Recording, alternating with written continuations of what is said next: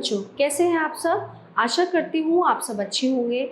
आइए आज हम पढ़ते हैं नृत्य का अध्यात्म। पाठ का सार, नृत्य एक कला ही नहीं बल्कि उच्चतर साधना भी है, तभी तो हमारी संस्कृति में ये अभिन्न रूप से जुड़ा है।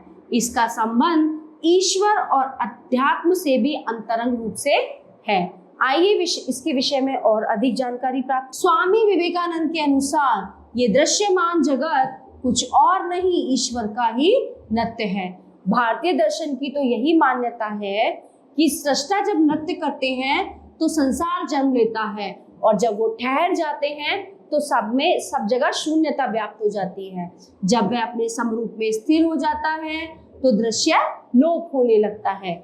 ईश्वर निश्चल और स्थिर हो जाता है। यह संसार गतिमान है, हर क्षण इसकी प्रकृति बदलती है, इसमें स्थूलता नहीं रहती। हम जिस ईश्वर को देखते हैं कि वे इस गतिमान संसार को संचालित कर रहा है, हम मानते हैं कि ईश्वर भी नृत्य में है और उसकी सृष्टि भी। इसलिए ईश्वर को हम ऐसे ही भाव में देखते हैं। कहीं शिव पार्वती नृत्य करते हैं, कहीं कृष्ण गोपियों के रास हैं। जिस ईश्वर के जरिए ये सृष्टि चल रही है वह नृत्य की भाव भंगिमा में हो तो हम प्रसन्न हो जाते हैं।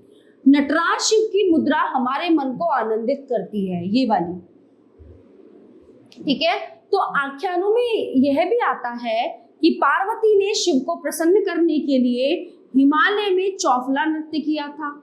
कहते हैं नृत्य में पारंगत रावण भी शिव की आराधना में वो नृत्य करता था, यानी कि वो नाचता था। भैरव के भी ऐसे स्वरूप हैं। नारद भी नृत्य करते हुए भजन करते हैं, और मृदंग की थाप के साथ गजानन भी। कहीं दुर्गा के नव स्वरूपों की वंदना नृत्य के जरिए साकार होती है। महाभारत से जुड़ी पांडव गाथा आज इसी भाव में मंचित की जाती है।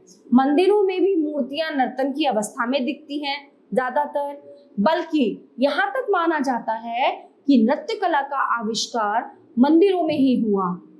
देव शक्तियों के कई रूपों को नृत्य में लीन इन शास्त्रीय मूर्तियों में पाते हैं। वे आकर्षक और श्रद्धा का भाव जगाती हैं। देवालय, घर, आंगन, और हम कहीं भी भाव भंगिमा के साथ लयबद्ध हो जाते हैं। सृजनहार की इस अनुकंपा का उत्सव मनाते समय भी लोग उसी का अनुकरण करते नृत्य और संगीत में डूबने लगते हैं। बिहू, बैसाखी, पोंगल लोक जीवन से जुड़े हैं, जिनमें प्रकृति के प्रति धन्य भाव अभिव्यक्त किया जाता है। नवरात्रि के समय गरबा और काली पूजा विधान में नृत्य को शुभ मानते हैं।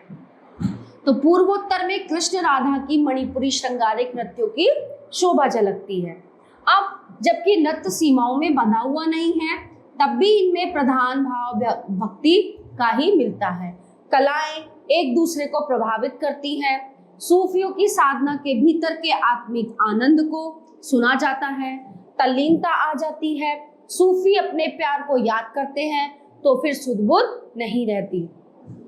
उनके नृत्य में प्रियतम को पाने का भाव है, तो विरह की तड़प भी, एकाकार होने का आनंद भी। रूमी ने इस पथ को अपनाया। बुल्ले शाह, बाबा फरीद ने इस रहस्य को जाना। सूफियों के दरवेश नृत्य मनुष्य और अस्तित्व के बीच एक प्रेम कहानी जुड़ती है।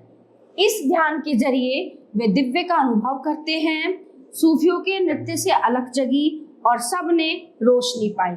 चिमटा, एक तारा के साथ सूफी संतों के अलौकिक जो नृत्य है, जीवन के रहस्यों पर से पर्दा हटाने के लिए हुए हैं। वे इसलिए भी हुए हैं कि वे जीवन का मर्म समझ गए हैं। तो नृत्य को कई प्रकार से कई चीजों में उजागर किया गया है। आपने देखा होगा कथक होता है ना। बहुत से नृत्य होते हैं कि उनमें जो है एक कथा, एक स्टोरी होती है। उस पूरी स्टोरी का सार उस पूरे नृत्य में हमें दिख जाता है, ठीक है। तो नृत्य के बारे में ये पूरा पाठ हमने पढ़ा। आशा करती हूँ आपको अच्छे से समझ आया होगा। धन्यवाद।